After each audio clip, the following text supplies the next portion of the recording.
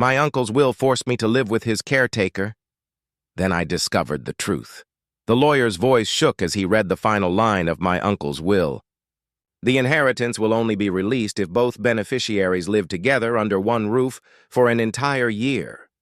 My name is Ethan Hale, 32 years old, born and raised in a quiet town called Willow Creek, the kind of place where everyone waves at you but still gossips behind closed doors. I grew up in a modest house at the edge of town with my mom, who worked 2 jobs after my dad passed away when I was 15. Life was steady, predictable, and small until Uncle Richard stepped in. He was my dad's older brother, a man everyone admired but no one truly understood. Uncle Richard had a way of making the simplest things feel meaningful.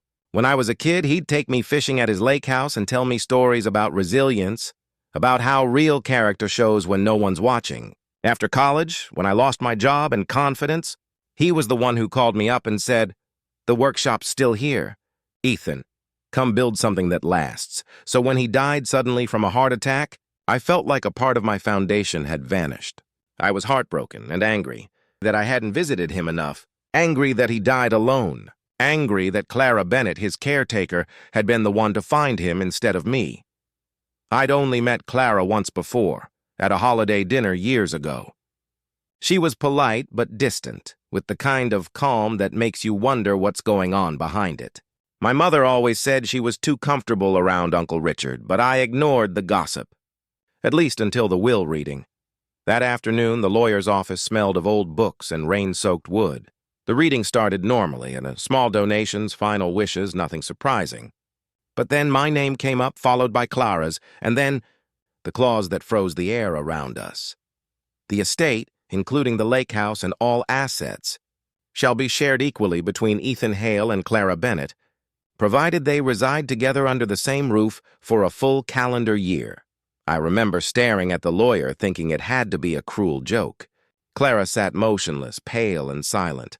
I didn't know whether to laugh, cry, or walk out. Instead, I just whispered the first thought that came to mind. What on earth was Uncle Richard thinking?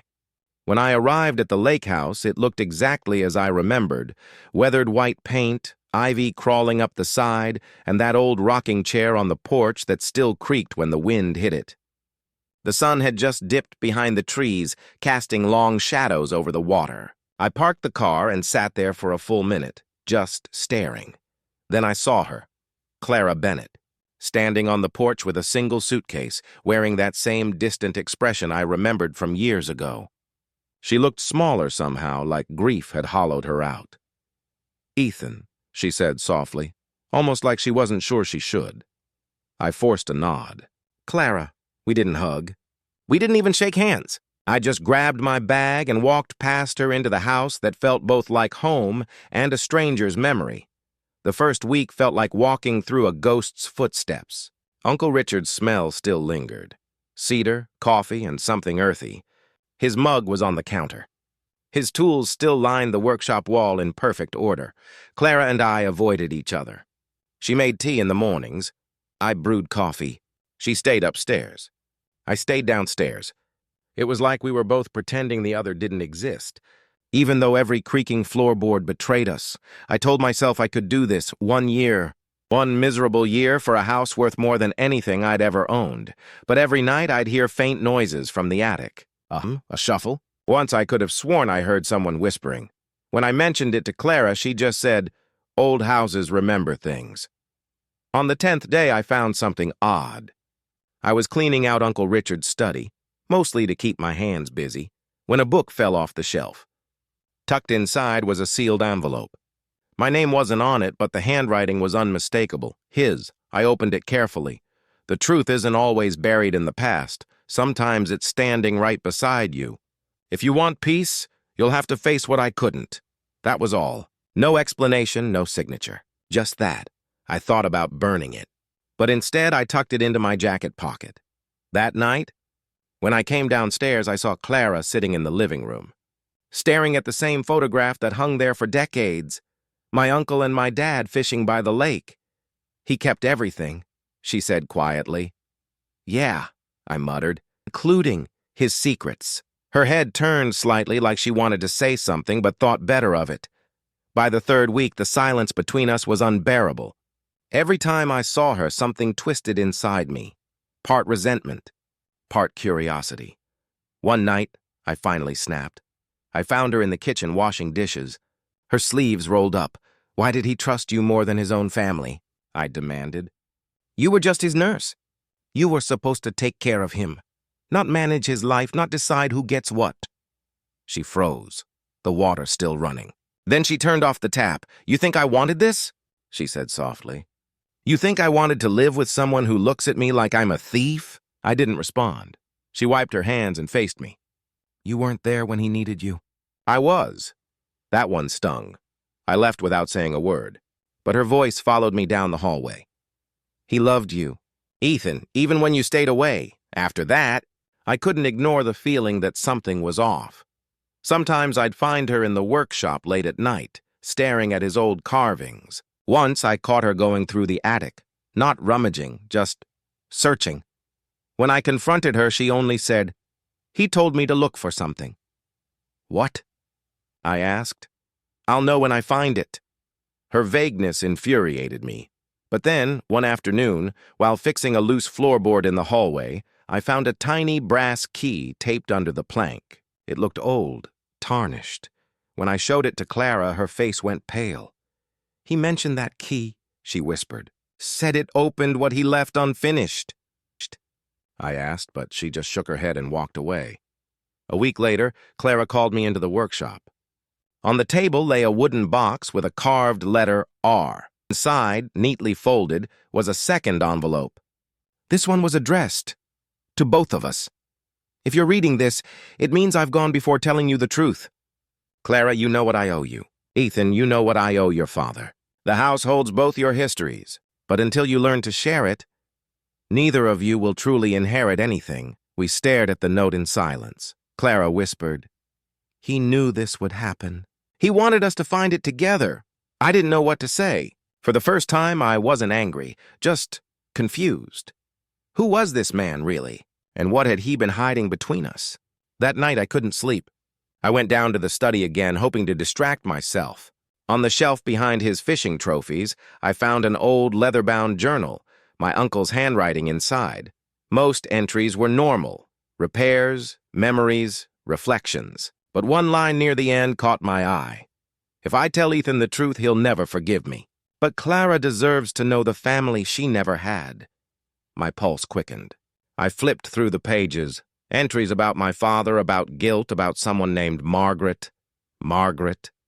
My aunt's name wasn't Margaret. The entry ended abruptly. "The past isn't gone.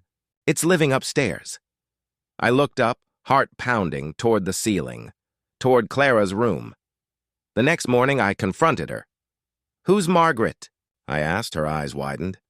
"Where did you see that name?" "In his journal." "Who is she, Clara?" She sat down slowly, her hands trembling. "My mother," my voice caught.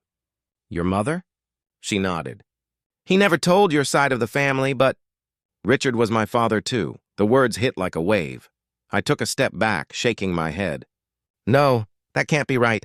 He wanted to tell you," she said, tears in her eyes. "But he was afraid of losing you, of destroying what little family he had left. So he made this insane clause, hoping we'd find each other the way he never found the courage to." I didn't know what to feel. Anger, relief, grief, everything at once.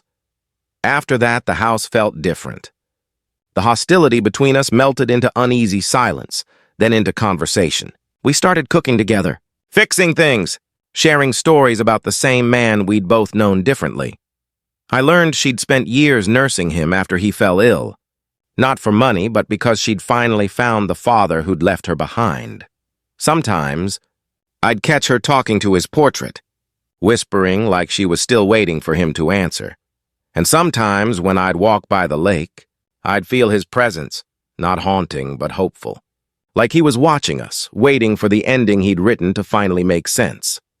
It happened during the first heavy storm of winter. The kind that rattles windows and makes the whole house groan like it's alive. The lights flickered once, twice, then went out completely. I was in the basement trying to keep the pump running when I heard Clara scream upstairs. I dropped everything and sprinted up the steps. The thunder boomed as I reached the living room, and there she was, standing in front of the fireplace, drenched in panic. The old portrait of Uncle Richard had fallen off the wall, smashing against the floor. Behind it, embedded in the wall, was a metal safe. For a second, neither of us moved. The air buzzed with that strange electricity that always comes right before a truth. Clara looked at me. "That key," she whispered. "The one you found, try it." My hands shook as I pulled the small brass key from my pocket. It fit perfectly. The safe opened with a soft click. Inside was a leather folder and a sealed envelope. The handwriting on the front made my chest tighten. To Ethan and Clara, together. I opened it carefully. If you're reading this, then I'm gone. I spent my life hiding the truth because I feared it would destroy what I loved most. But silence did that for me anyway. Clara, you are my daughter. Ethan, you are my nephew. You are family, not rivals. The inheritance clause wasn't punishment. It was my last attempt to heal what I broke. The lake house is yours, both of you. Not as property, but as proof that forgiveness is possible. I stood frozen. The room spun. The storm outside raged like it wanted to echo what was inside me. Everything I'd buried. Clara covered her mouth, sobbing quietly. I felt something break loose in me. The years of bitterness, the blame, the questions, all of it crashing into something softer, understanding. I turned toward her. "You knew some of it, didn't you?" She nodded through tears. "Not all, but enough to know he was trying to make peace before he died." I sat down, the letter trembling in my hand. "He didn't need to make us live together," I said bitterly. "He just needed to tell the truth." Clara shook her head gently. "If he had, we wouldn't have believed it. We had to see each other first." Lightning flashed through the window, illuminating her face. She wasn't my enemy. She was the living proof of my uncle's regrets and his hope. I looked at the letter again, the last line underlined twice. The real inheritance isn't the house. It's each other. For the first time in months, I finally understood. The morning after the storm, the house was quiet again. The air smelled of wet wood and smoke from the fireplace. Sunlight poured through the cracked blinds, touching the letter still lying on the table, the one that had changed everything. Neither of us spoke for a long time. There was nothing left to argue about. The storm had taken care of that. I brewed coffee while Clara watched the lake from the window. The reflection of the morning light made the water shimmer like glass, peaceful and new. "He really thought this through, didn't he?" she said finally, her voice soft. "Yeah," I said, handing her a mug. "He knew what he was doing." We sat together at the kitchen table, drinking in silence. It wasn't awkward anymore, just quiet, the kind that feels earned. Over the next few weeks, something began to shift. We fixed things around the house together. I repaired the porch railing. Clara painted the shutters. We discovered little notes Uncle Richard had hidden in random places, in a drawer, inside a book, even carved under the workbench. Each one carried a small piece of his heart. Be patient. Listen before judging. Family isn't perfect. It's persistent.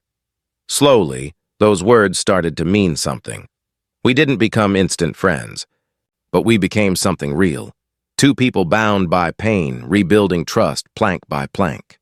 Some nights we'd share stories about him, how he used to whistle off key when he cooked, or how he could never finish a project without starting 3 more. And for the first time since he died, I laughed remembering him, not with bitterness, but with love. When the lawyer returned to confirm we'd completed the 1-year clause, Clara and I didn't hesitate.